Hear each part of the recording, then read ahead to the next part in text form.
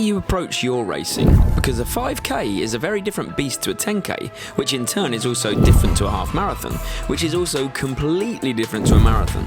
Tactics, mental game, physical approach and preparation are key and completely unique to each distance.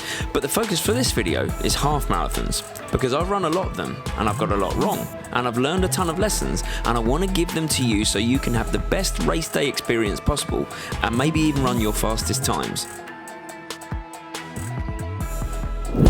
We're in the car, and that can only mean one thing. It can mean a few things.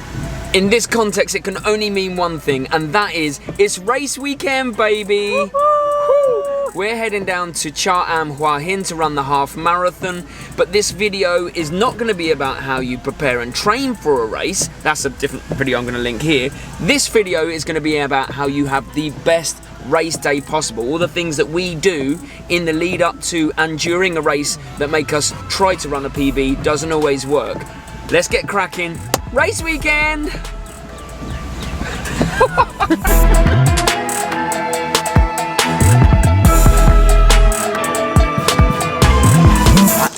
That was a long journey, but it does mean that I've had time to think about what I want to say, so I'm gonna break it down a little bit in parts.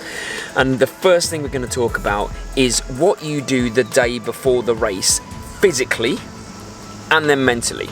The first physical thing we do on the day before the race is we make sure that these bottles don't really leave our side, so we're always either using hydration capsules, so we're Bix ambassadors, so we're really lucky that we're able to use Bix, but sometimes also we just fill this with water, but all day long we are pre-hydrating. That's a term I stole from John, but we're pre-hydrating and making sure that we're completely hydrated, ready for the race the next day. So we're just, this isn't gonna sound very nice, but we're making sure our urine is clear.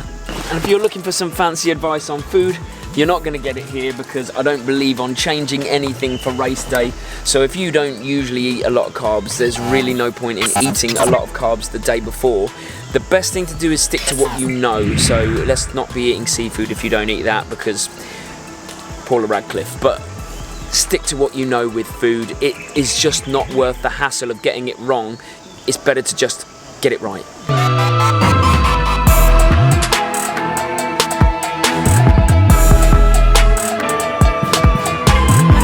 Oh, that's better.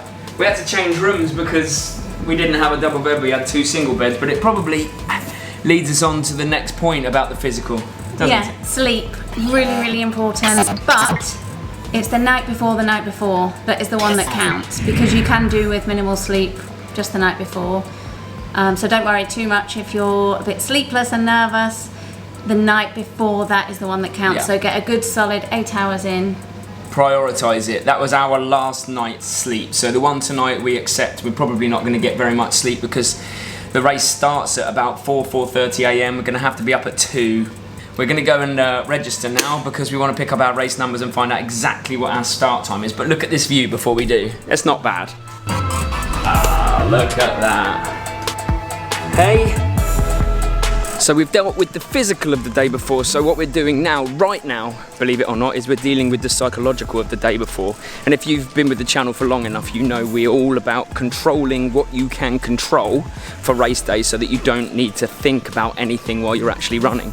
So what we're doing right now is we're trying to work out how long it's going to take us to get from our room to the start line, so that we can factor that into our planning of what time we wake up, what time we have breakfast.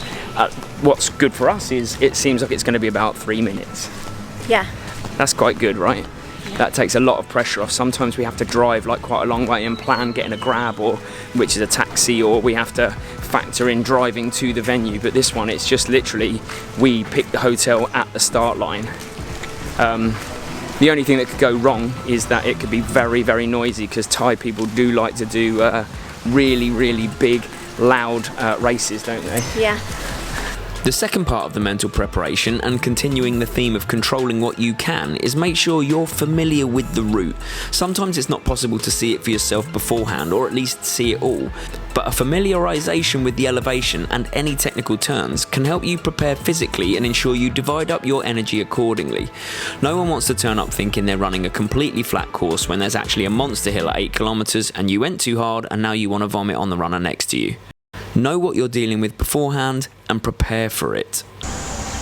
That's established what we do the day before the race, I think, pretty comprehensively. So now it's about what we do on the day of the race. And the first thing, when we get down here, this is pretty much where we're going to be for the start line, warm up. And it's an underrated tool even in distance events, because even with a marathon, I think there is that chance that you can go off too hard. Definitely. Almost certainly. But if you've done a warm-up, then the chances are that your body's ready for you to go off too hard and maybe be able to cope with it a little bit better. When you gun it from cold, how hard is it? That happened to me once, didn't I? And I got injured. Yeah, half marathon. A, you can get injured, and B, you can find yourself playing catch-up for the first kilometre or two because the body is just waking up, let's call it. So a really good warm-up, don't have to be like 20 or 30 minutes, but a good 10 to 15 minutes involving a little bit of jogging up and down, some dynamic stretching, and really just getting your mind in the right place. I think it can save you a lot of hassle, even in distance events like half marathon and marathon, so don't neglect it. And it can really reduce your nerves because you just get your body moving and you just feel more ready mentally. Yeah, usually you just want to do something, don't you? Because you're ants in your pants. We're going to go and take a photo now of us at the finish, you know, hoping that we're actually going to finish. So this is the kind of photo opportunity here. Now, let's say you're at the start line, which is what they're setting up over there.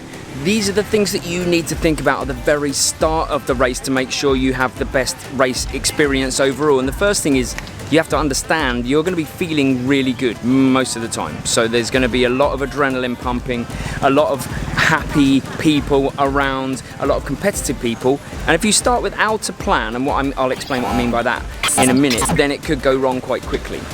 So what do I mean by without a plan? Now, I know what my heart rate does at a given pace in Thailand.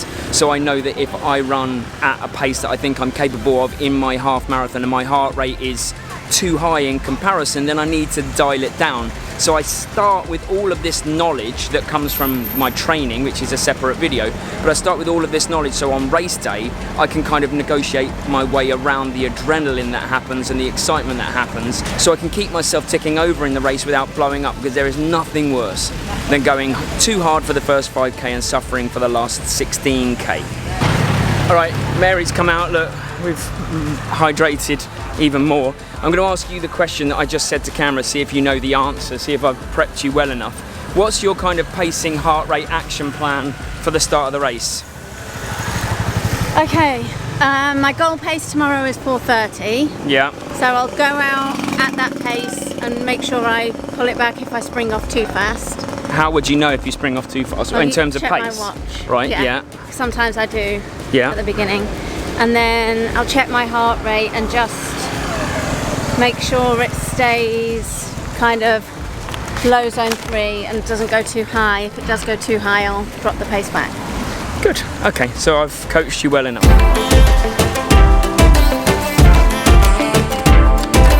I think what I'm saying with that point is have a plan, stick to it, whether it be heart rate, pace, feel. Know what you're doing and stay with that plan, don't get carried away on the day. We're now talking about hydration and fueling, which are two big things you can get away with without doing them at 10k and at 5k, but I think when it gets to the half marathon stage you need to really start thinking about them. Now, we use gels while we're out on the course because your body's got about an hour and a half's worth of energy in it to run at a reasonable intensity, and you need to start thinking about putting that back in before you get to the hour and a half mark. I take on a gel. We use ammo gels. We bought these, we love them. They're natural rather than synthetic gels that you can get out here in Thailand. And I use one of these at 45 minutes and I use one of them at an hour and 15. But I don't do something, again, that I haven't practiced in training. Nothing new on race day, like we've said before. So I use these. I don't take the gels that are out on the course because they can cause gastrointestinal distress and nobody wants to see you squatting at the side of the road, let's be honest. So stick with what you know, stick with the gel that you know, take them with you if you can. If the gels on the course, because you've researched it, are the same as the gels you use, then you're a winner all day long. With hydration,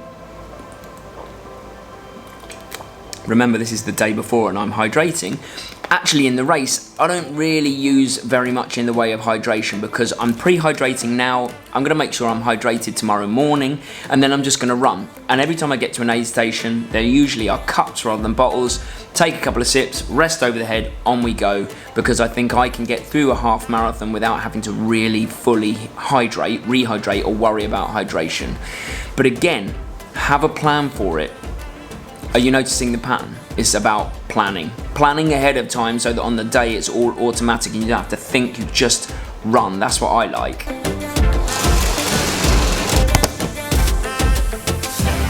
So while I'm pinning my race number on, I thought I would actually just touch on something psychological that may well, probably will happen to you during a race and give you some tools that I think maybe might help you deal with it. And that is that inevitably in a half marathon, something that's that long of a race, there are going to be what I would call some hard times, some dark spots, some points where you're questioning your very existence in this world, or that you even could finish this race. And it might happen early, sometimes it happens at 8-9 kilometers, could happen later on 18-19 kilometers. But something someone much wiser than me once told me, saying that I still stick to while I'm out there, is this is hard, but I do hard things. And I think the narrative we tell ourselves when we're in these races and when it hurts and when we want to dial the pace back or whatever is really important. And let's be honest, if you're doing a half marathon, you're pretty mental anyway. If you're doing a half marathon, you're pretty hardcore anyway. So allow yourself to believe that while you're out there, because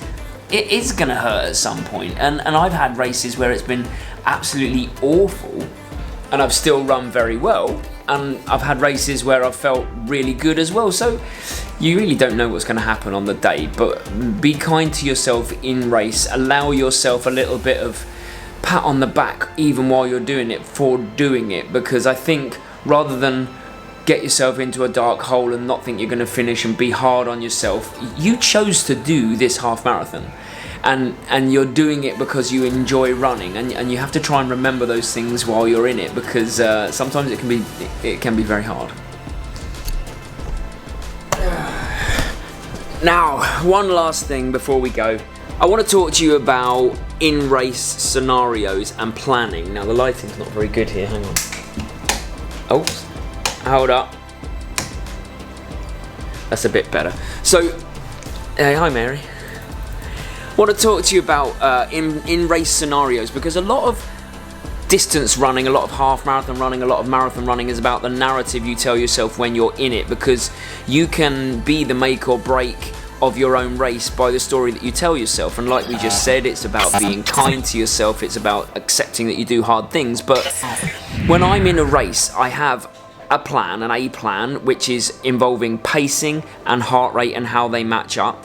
I have a B plan, which is involving how I feel while I'm out there, and I have a C plan, which is basically finish. So let me talk you through that very quickly, because I think it could be quite important while you're out there racing a half marathon. Lots of people just want to finish, and that's okay, complete. And you might not have to have a pacing plan for that. You might not be aiming for a time, in which case, perfect. This video might not actually be for you, but it might have given you something to think about. If you've got a time in mind, then it's really important to understand that that is the fickle nature, and it is the thing that keeps us coming back to racing, is that it might not work out. You might not hit your time. So this is how my planning goes. While I'm out there, I have a plan of, I know what kilometer speed I want to run, and I know what that matches with my heart rate. Now, if I'm, like we said at the start, that counts for the start of the race, but you carry it all the way through. So you have a kind of pacing plan. That's the key. For me, I know that it matches up with my heart rate, like I said, but if it does not go right while I'm out there, so then my plan B is get to the end feeling pretty good. So don't have to drag yourself through the mire every single half marathon that you do. So if plan A is not working out because for some reason my heart rate's not playing ball, I'm not able to run the pace that I want, I'm not going to flog myself. I'm not going to continually try to do it if I know it's beyond my reach. Sometimes it is, again, the mental stories we tell ourselves, and I can push on, but sometimes I know it's just not in the legs. So I go back to my fallback plan, which is plan B, which is just make sure that you finish having run hard but feeling okay. If that still doesn't work, and it has happened sometimes, it's just get to the end. Make sure you finish the race. Sometimes that's the most important thing, is just making sure you get over the finish line, and it doesn't matter in what shape. I've walked in half marathons before. My half marathon that I did first when I moved to Thailand blew up completely and had to walk. That's okay. So have a plan, but have a plan B, have a plan C, and be able to adapt in race. It's time for me to get some much needed shut eyes, so you know what, to make my last and possibly the most important point about running just in general and half marathon racing, I'm going to let me do it with a voiceover. Night. Oh. Just remember to take the positives from every race and learn the lessons to make each experience and race that little bit better next time. Ultimately, you chose to do this, and what an amazing thing you've chosen to do. Up next, our race experiences from this half marathon, so subscribe if you want to see them, and here are our last half marathons for you. A cheeky 12 AM start, because that's normal apparently. See you Wednesday.